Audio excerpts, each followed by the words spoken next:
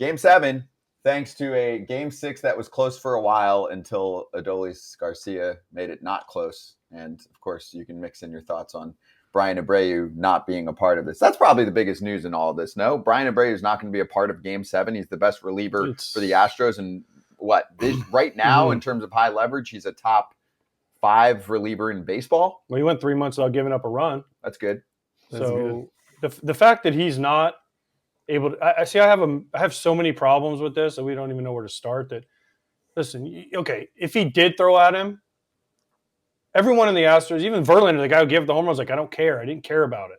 Whatever he did, So then for Abreu to throw, and one thing I did hear where he slide-stepped, he hadn't slide-stepped all year, ball got away from him, ran him up and in. Fine. I've seen the stat where he's only hit one guy all year. Fine. But come on. If you're Major League Baseball, you're looking for something I feel like that's not there. And then to suspend the guy for Game 7? Like Game 7. It's awful. Well, he's having an appeal today. Yeah, but the appeal already has to be done, they said. And the appeal will give a result before the game starts. Yeah. And what are the chances? It's going to. They're not going to take it away. They'll reduce it to 1. Yes. And he's playing tonight. He's playing tonight? He's playing tonight. For sure? Is that your insider info? Yeah. Okay, I was going to say, because if Major League Baseball suspends a guy for Game 7, major problem with that. Suspend him for next year. But you don't need to suspend guys in the postseason. I know that people are going to say, oh, that'll lead to more fights and more throwing at people. But no, I want better games. I want the best teams out there ready to go. And unless you can tell me that they have audio clip of Dusty Baker telling him or Martin Maldonado telling Bryan Abreu to throw at Adolis Garcia, then, dude, he didn't do that on purpose. That would be just dumb. Adam, give us more context. How sure are you that he's playing tonight? Because there's many writers that are like, I think he's going to get suspended. I don't want to throw any specific people under the bus. I don't know if they're completely saying that, but I think there are many assumptions out there right now, just given how the arbitrators, right? We'll look at this. Yeah. Usually it's like when there's suspensions, they meet, then they reduce it. But you think that they'll just, push it to next year? Well, I can't give up my source, obviously, but I don't want your source. Yeah, just give me the info. You do you want a source? No, but it's Game 7. I just think that the powers that be understand the magnitude of it, and remember when the NBA suspended Draymond Green for Game 5? People are going to say that let LeBron James back into the finals, into that series. So I just think the powers that be understand the magnitude of it, and on the tail end, we'll get you after this. We'll get you later. So does that World Series? Yeah, does that mean he's going to be suspended if they win? I'm talking about later, like next year. Next year. Oh, okay. Yeah. Because technically they can do that. What I didn't understand was why wasn't that the decision all along? In a situation like this, why isn't the plan immediately? All right, cool. He's suspended for a couple games, which is debatable for some, but we'll push it to next year, and no one cares during the regular season. I mean, people have served suspensions the following year for things. I just think, playoffs, man, it's a different animal. AJ, you've been into, at the top of it, won a World Series. It's a different animal, different emotion at this stage, and how you gonna blame intent when you're riled up? You don't know intent when no one knows how to have been that riled up. So who can you ever say is real intent? You know what I mean?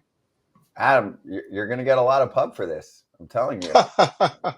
I'm telling you. Yeah. It should be talked about. It's 1:00 out there. I don't know why the rosters aren't everything even talked about anyway. Also, Bryan Abreu is a human being. It's got to be a little bit nerve-wracking to be going through a whole process like this when you're trying to focus on, some of the biggest games of your life. So feels like all of this could have just been pushed aside for a while. I get it. It can be case by case, right? But see, all the Rangers people are going to be pissed. They're going to be like, he should be suspended. When we talk to Evan Grant, I'm going to ask him what he thinks. He's going to be like, oh, he should be suspended for life. Well, my question is, Kratz, if Jose Leclerc, if the same thing happened and it was Jose Leclerc, what would Rangers fans want? If it was the same exact scenario where they're like, he doesn't hit dudes, but he also doesn't slide step. This is not like him. It could be circumstance. Wouldn't Rangers fans be like, screw this, just wait until next season? I feel like all fans can come together and say, let's have the best players playing in a game like this. Yeah, no one wants to get hit, but this was not like a blatant situation where you're like 8-2 ball game, 10-2 ball game, 8th inning, nothing matters kind of situation. Like, it hurt them to put a guy on. Yeah, it totally hurt them. I mean, they obviously ended up coming back and winning the game, but there's no way you can sit there. You have to look at things arbitrarily. Yes, an arbitrator is looking at it, but you have to look at it arbitrarily. And the only side that I can't look at this whole situation arbitrarily is MLB. The umpires, okay, maybe they got this wrong in the moment, but they're the only ones that are actually out on the field feeling out this situation. But then MLB just doubles down and gives them a 2-game suspension. They knew, did they not have any foresight to see that, hey, this is the next step here is he would have to miss probably the last game of this series based on our new CBA. Like, they had to have thought about that ahead of time. Neither team, to answer your question, neither team wants to lose somebody at this point in the year. But nobody wants to sit there and go, oh, well, our championship was tainted because we had, they had Abreu wasn't out. He's actually given up 2 runs. Maybe if I'm a Rangers fan, I want him in there. They've scored 2 runs off him. They haven't done that since May. It's true. I agree. They figured him out. I mean, when he pitches every game, he's tipping. he pitches every damn game. He's tipping, Jonesy. At some point, he's got to be worn out, right? And the Rangers have seen him now. How many games? Yep. They played 6 games. He's pitching 4 of them, at least. I mean, he's got to be getting a little tired. I don't know. They played each other 12 times. They know each other. They know him. Yeah. The whole thing is crap for me. Yeah. It's Kratz? It's Kratz. It's Kratz. Dang it. It's Kratz. Meanwhile, though, Kratz, Adolis Garcia looked like he was lost for a while. What was he, 0 for 4 with 4 Ks? Until he wasn't. And sure, they won the game anyway, and the Astros didn't score there, but, I mean, the breathing room was necessary, and for the Rangers to be thinking about Game 7 at that point. I mean, you only had Spores throwing 16 pitches, Leclerc throwing 16 pitches. If they keep it close there, they got to bring Leclerc back out.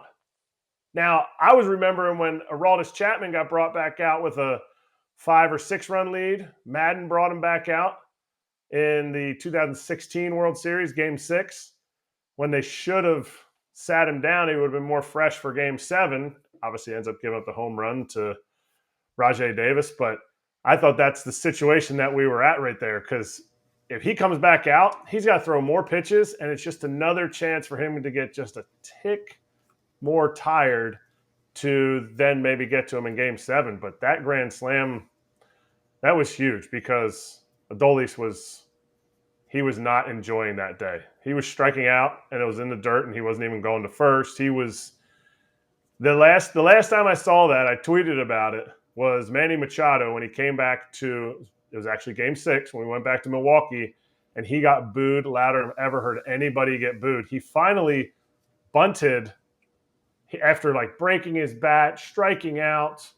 He finally bunted 3-2 for his first time that he put a ball in play and then got on safely. I think it was a hit or maybe it was an error, but I forget. But a 3-2 bunt. They were so in his head because of what had happened the series 2 games before in LA.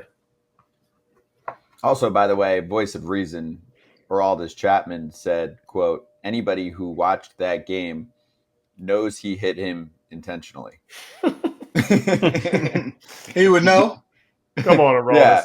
Hey. He's drilled a few people on purpose. McCutcheon. He also doesn't know where the Dotted baseball's McCutcheon. going half the time. Yeah, he dotted McCutcheon up a few times, He knows. There's the quote. Amazing. Hey, there's been history this year. That's what makes this rivalry great. We didn't really see much until that point, and then it all started to really boil. And But Mike that didn't hurt was a big Adolis, instigator too. I mean, he was the one during the regular Adolis season. Garcia is the one that turned around and made a big deal out of it with Maldi. with Maldonado. And listen, my other thing is, I always say this too. As someone that was thrown out a whole lot of times and had lots of options to go to the mound, but I never did. If you want to go get him. Don't wait till the umpire Marvin Hudson jumps in between you and like, oh Like Adolis Garcia's arms are like almost half the size of yours, Scott. So he could I like would say double. throw. He could just throw Marvin Hudson away and go to the mound. Like if he throws Marvin Hudson but away, I'm saying he's going like to get in trouble.